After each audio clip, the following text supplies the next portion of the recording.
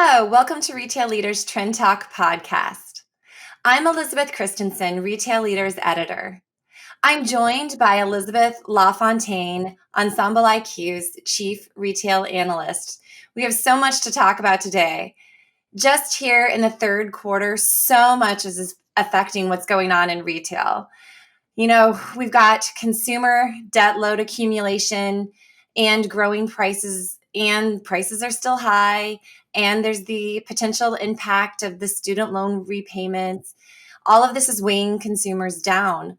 We just have consumers who are a tiny bit uncertain about their futures here. Also, it was a mixed bag as far as as performance metrics from the third quarter across sectors, along with increased M&A activity, and then there was the Instacart filing for an IPO. That's why I thought it was a great time to bring Elizabeth in to chat. So, Elizabeth, let's get started here. Consumers are still dealing with high prices and lower spending power. We are seeing easing with pricing, some, but what do you expect we'll see with pricing moving into the fourth quarter more? Well, thank you so much for having me. And that is a great question and kind of a perfect thing to kick off our topic about what's going on with the consumer and how it's been impacting both the last quarter and as we think ahead. I think one of the things that we're seeing with consumers right now is that they're very concerned about their personal financial situation. All of the metrics are kind of shifting the consumer away from feeling like they're personally wealthier than ever, like they did feel during the pandemic. And now we're seeing a consumer that's kind of rationalizing with where they are in terms of their debt load and their ability to spend and their spending power. And all of that is really kind of creating this perfect storm. So I think inflation is certainly easing. It's at about 3.7% now compared to the high that we saw in 2022 of over 9%. So it is decelerating over time. But one of the things that I think is really important to remember is that not every category is decelerating at the same rate. Okay. So obviously certain retail categories like food and apparel are decelerating. But when we think about bigger ticket items like shelter or new car sales, all these big purchases that are pulling away a lot of consumers' discretionary spending and income, those things are still taking a large chunk of consumers' spending. The other thing that we're seeing too is that credit card debt now stands at over $1 trillion. So we have a lot of consumers putting a lot of purchases on credit cards, and that doesn't even take into account retailer-funded credit cards. Right. And the last thing that I wanted to bring up that I think it's really important to kind of set the scene is what's going on with parents right now. So one of the things that's recently coming to an end is federal childcare funding. So that kind of helps to subsidize childcare options, daycares for consumers, as well as those daycare owners.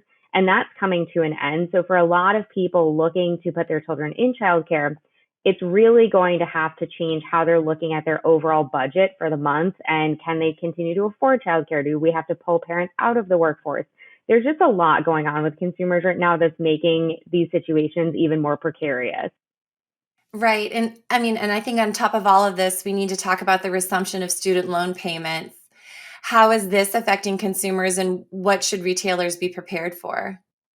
So that's another great question and a really good point. I think that we as an industry kind of didn't understand for a very long time what the issue of student loan payments was doing to the industry and how it was impacting our consumers. And I think that now we can take a step back and look at that high flying spending and high flying purchase rates that we saw during the pandemic and realize that a lot of that had to do with not only the stimulus injections that consumers were receiving, but also the fact that they weren't spending additional few hundred, if not $1,000 a month on student loan payments because those were paused in March of 2022. We did resume those payments as of October 1st of this year. And while consumers aren't necessarily going to go into default if they miss those payments over the next 12 months, we do know that this is going to pull away a lot of that disposable income that consumers had been spending on retail categories, which I think is really going to be interesting as we get into the fourth quarter to see how that impacts gifting and those holiday categories. Right. Another big thing that happened this quarter was the writers' strike, and now we've got this UAW strike. Why should retailers pay attention to the writers and the UAW strikes?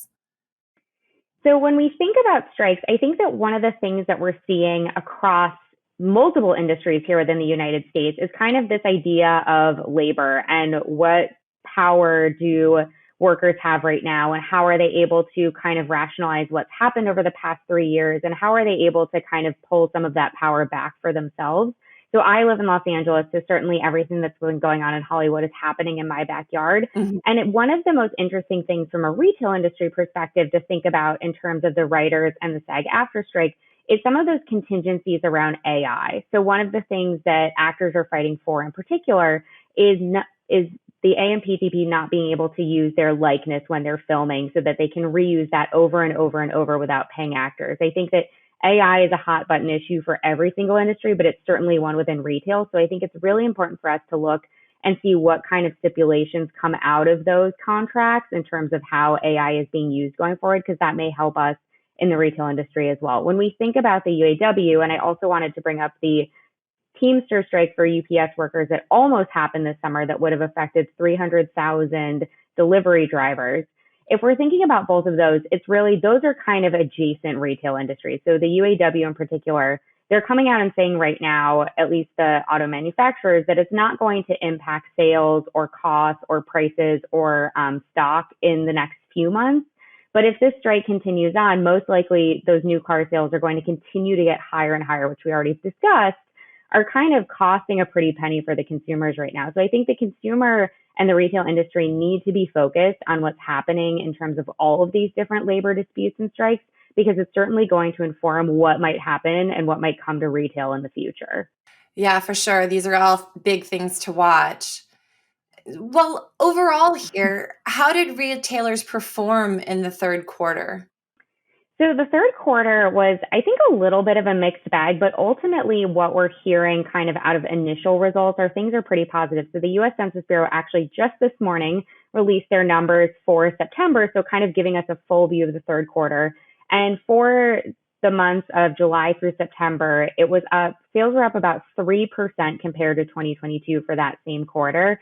And if we think about inflation right now at about 3.7%, we're still slightly under the inflationary rise, but we are seeing that there is growth coming out. One thing that the Census Bureau did say this morning is that areas like clothing manufacturers and clothing retailers continue to kind of drop off. So a lot of those general merchandise categories are continuing to soften, and that's something that we've seen throughout this year so far.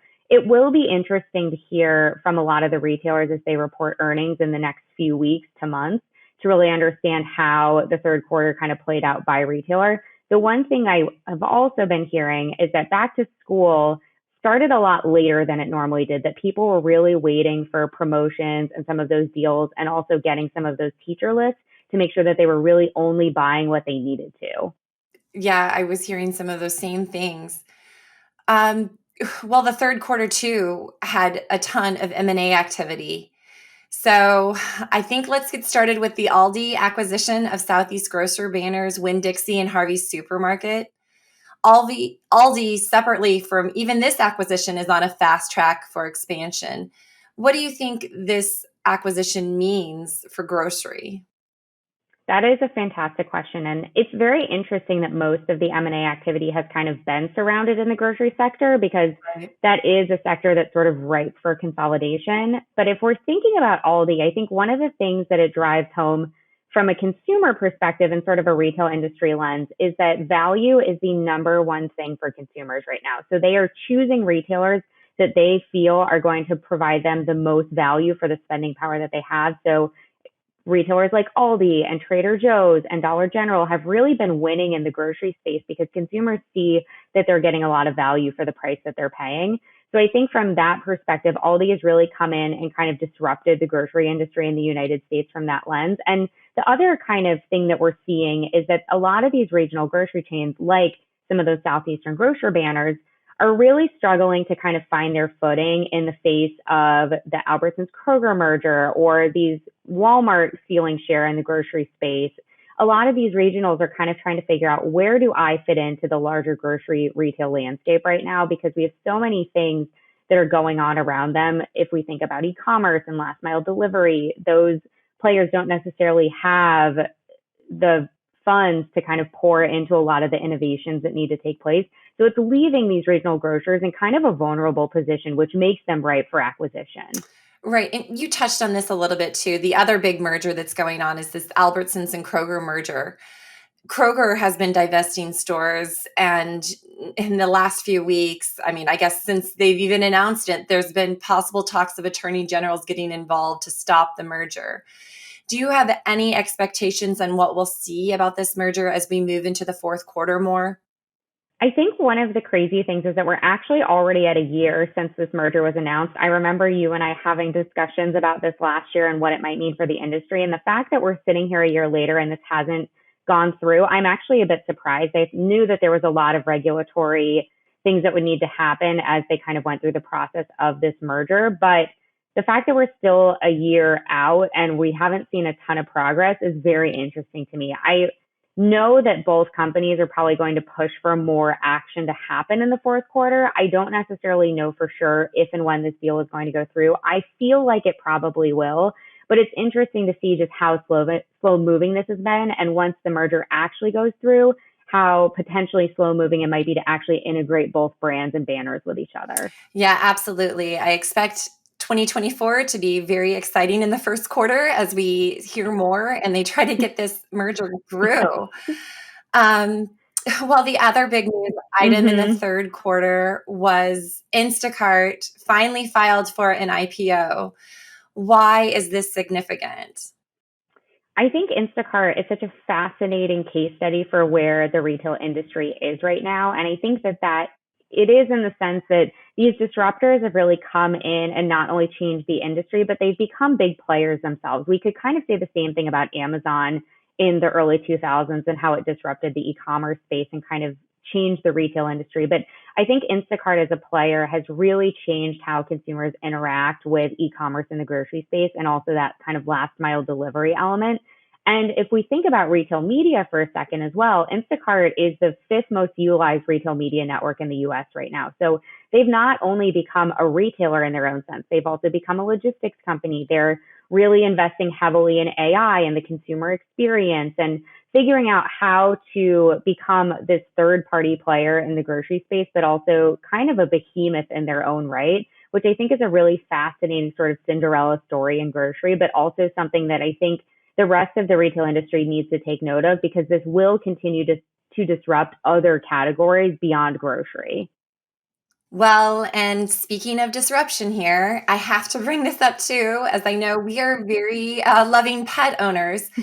But Walmart is now venturing into pet medical services with its pilot of its first Walmart Pet Services Center in Georgia. So, what does this mean for retailers in the pet industry specifically? And I guess for that matter, all other retailers?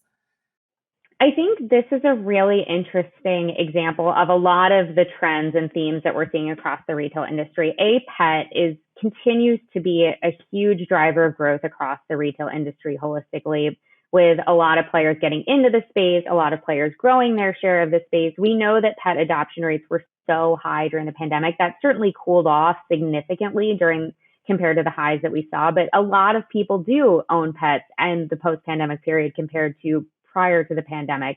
And I think that people also see pets as extensions of themselves. One of the things that we've seen in kind of these potential recession talks and inflationary growth is that people will always continue to spend on their pets and their children. So pets are certainly a benefactor of a lot of the growth that we've continued to see in the retail industry. But I think what's interesting here is that not only do people want services for their pets, they want something that fits into their lifestyle to make their life easier. But also I think for a while we saw retailers move away from continuing to add service and experiential elements during the pandemic because stores weren't growing. But now we're kind of seeing people return to stores and they're looking for that one-stop shop. They want to be able to get all of their errands done in one place, not just their shopping, but actual service appointments that they need to do as well. So I think we're going to continue to see this trend going forward. PetSmart was always kind of doing this with grooming and training services and things like that. But I think we're going to see some more general retailers get into experiential as For well. sure. I think this will be an interesting area to watch next year. Uh, the third quarter saw a flurry of new store openings in general, but particularly from Ross stores, Nordstrom Rack, and Primark. What does this say about the future of these discount and lower price apparel retailers? Off-price retailers have been I think, such a interesting sector of the retail industry because they have just continued to grow year over year over year. I've been working in various aspects of the retail industry for over a decade now, and every single year they continue to become even larger players and continue to steal market share from other retailers. I think what they're doing right now that's really kind of impacting their growth is, as I mentioned before with Aldi, the consumer is so focused on value right now and deriving as much value out of those purchases. So I think off-price retailers are a really easy choice for consumers right now because they know they're going to get a great deal. They know they're going to get a great price. They know they're going to get a lot of value out of those purchases. I also think too that when we're in sort of this financial kind of conundrum that consumers are facing right now, one of the other things that consumers are looking for is joy. They want to derive as much joy out of the retail experience. And I think that the treasure hunt element of off-price retailers is often something that we don't necessarily put in the forefront of why these retailers are doing so well. But consumers are on the hunt for that treasure, and they're really looking for something that can drive impulse purchasing. Off-price is the only sector of retail right now that's actually able to drive impulse purchasing from consumers. We've seen that drop off a lot as consumers have become more concerned about their financial situation. So all of these things have come together to really create a sector of retail that is dominating every other one. So these larger department stores too also seem to be opening smaller format stores. For example, Macy's has been growing its Bloomies banner. Do you think we'll continue to see more of that from traditionally larger department stores venturing into smaller formats? And then what's appealing about these smaller store formats for retailers and for consumers? To answer your first question, I definitely think we're going to see more of this from department stores. Department stores for the past decade essentially have been trying to figure out how to stay relevant with consumers. We have consumers that shop and behave incredibly differently than they have during the past 10, 20, 50 years. And we have a consumer that's kind of changing and adopting new technologies and new innovations and new ways of shopping at a blistering pace. And department stores have traditionally been kind of slow to adopt some of those consumer changes. So I think Macy's and Bloomingdale's really going after the small store format is smart in so many ways, particularly because they want to be where their consumer is. And consumers are now typically more shopping more in off mall settings. So I think understanding the key locations to get consumers into their stores. And also I think they're kind of finding that off-price model of the treasure hunt of consumers coming in and seeing something different every single time and driving a little bit more of that impulsive behavior than they normally would in other retailer settings, particularly traditional department store formats. So I think all of this is kind of limiting the noise and really opening the consumer up to see these brands in new ways. Well, as we start shifting into the fourth quarter here, what challenges do you expect will still plague retailers? There are, I think, a lot of interesting headwinds and tailwinds as we head into the fourth quarter. I think headwinds, certainly, as we've talked about a lot today, the financial situation of the consumer and continued debt accumulation is going to be something that we need to think about. And also, kind of figuring out how consumers are going to behave around the holidays. We know that some of the purchase intention studies that have come out already say that consumers are a little bit less excited about the holidays this year. But one thing that I think is going to be really interesting is how retailers think about retail theft, because stores, as I said before, are continuing to become more important. I think they're really going to be critical for the holiday season this year. So retailers really need to be on their toes about figuring out ways to combat retail theft as we get into Q4. The other thing that I think is going to be really interesting is how some of those tentpole events of the fourth quarter really behave this year. Black Friday traditionally hasn't been as important for consumers over the past few years, but I actually think that this year, as consumers are really looking for promotionality, they're looking for deriving as much value out of their purchases, that events like Black Friday might actually do better. And consumers might also be waiting until later in the holiday season to do the bulk of their shopping as they try to kind of grapple around how much money do they actually have this year to spend. So we might see consumers actually wait to shop until a little bit later. Right. And that leads into my last question here. We're all thinking about it, right? The holidays, I think they're upon us. What do you expect we'll see as we finish out October and we head into November and December?